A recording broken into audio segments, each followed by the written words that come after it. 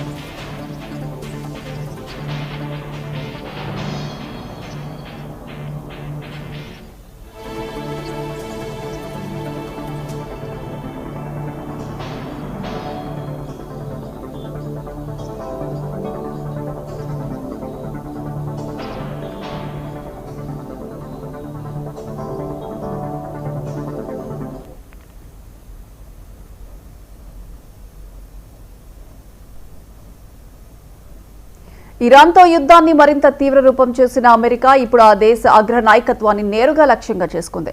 Iran కొత్త supreme leader Mojtaba ఖమేనీతో పాటు పలువురు ఉన్నతాధికారులు ఆచూకీ తెలిసిన వారికి $10 మిలియన్ రివార్డు ఇస్తామని సంచలన ప్రకటన చేసింది. పక్కా సమాచారం ఇస్తే అమెరికాలో స్థిరపడే అవకాశం కూడా కల్పిస్తామని ట్రంప్ పేర్కొన్నారు.